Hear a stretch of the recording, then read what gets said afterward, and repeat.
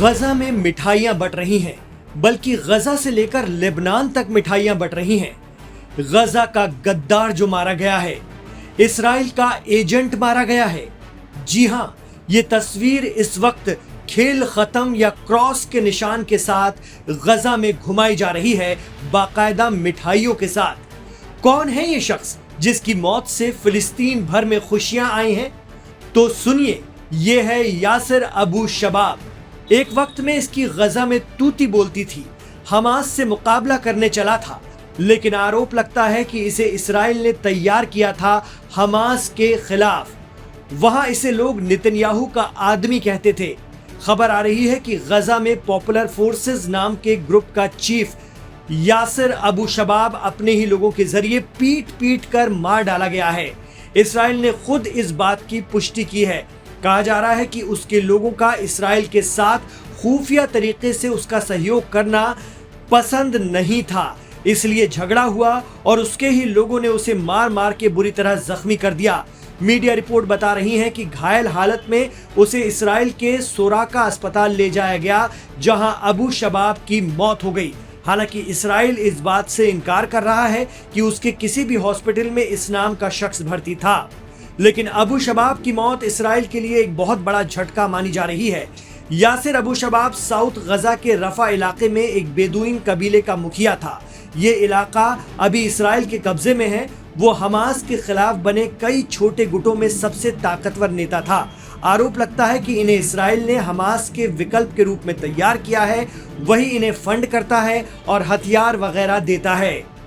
लेकिन कहा तो ये भी जा रहा है कि हमास ने ही इस काम को अंजाम दिया है, यानी अबू शबाब को खत्म किया है एक खुफिया मिशन के तहत।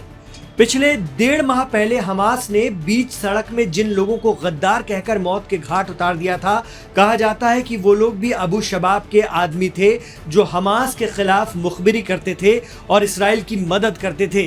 अबू शबाब की मौत को इस्राइल के लिए बहुत बड़ा नुकसान माना जा रहा है, क्योंकि वो हमास के खिलाफ गजा में इस्राइल की सबसे मजबूत आवाज था। हमास ने अबू शबाब को इस्राइल का एजेंट बताया था और अपने लड़ाकों को आदेश दिया था कि उसे मार डालो या जिंदा पकड़ लो। कहा तो ये भी जा रहा है कि हमास ने ही अबू शबाब को खत्म करने के लिए एक खुफिया ऑपरेशन को अंजाम दिया। अब चूंकि इस्राइल अपने आदमी को बचा नहीं पाया, इसलिए ये बात फैलाई जा रही है कि अबू शबाब इंटरनल झगड़े में मारा गया। अबू शबाब एक वक्त में अपराध की दुनिया का जाना माना नाम था गजा के अंदर। वो गजा का माफिया था। हमास की पुलिस ने उसे ड्रग्स तस्करी, चोरी और हत्या के आरोप में जेल में डाला था।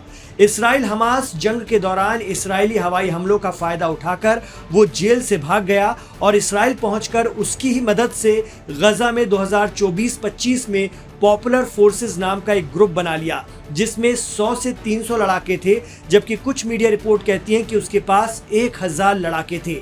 ये समूह हमास के कंट्रोल वाले इलाकों में छापेमारी करता था और इस्राइल को कहीं न कहीं बैकअप देता था। इस्राइल ने उसे गजा में रेजिस्टेंस या मुकावमत के रिप्लेसमेंट के तौर पर उतारा था और इस्राइल ये मानकर चल रहा था कि गजा में बचे हुए हमास को अबू शबाब की गैंग चुन चुन कर खत्म कर देगी। यानी जो काम इस्राइल नहीं कर पाया था, वो अबू शबाब और उसके आदमियों के जरिए करवाने का प्लान था, ऐसी सोशल मीडिया पर चर्चा है। लेकिन हमास ने सीक्रेट ऑपरेशन चलाकर इस्राइल के प्यादे की इस कदर पिटाई कर दी कि इस्राइल की इस उम्मीद को भी खत्म कर दिया। इसके बाद से गजा में जश्न का माहौल है और वहां मिठाइयां बांटी जा रही हैं। लोग एक खतरनाक गैंग के सरगना और आतंकी के मारे जाने से खुश हैं, ऐसा दावा भी किया जा रहा है।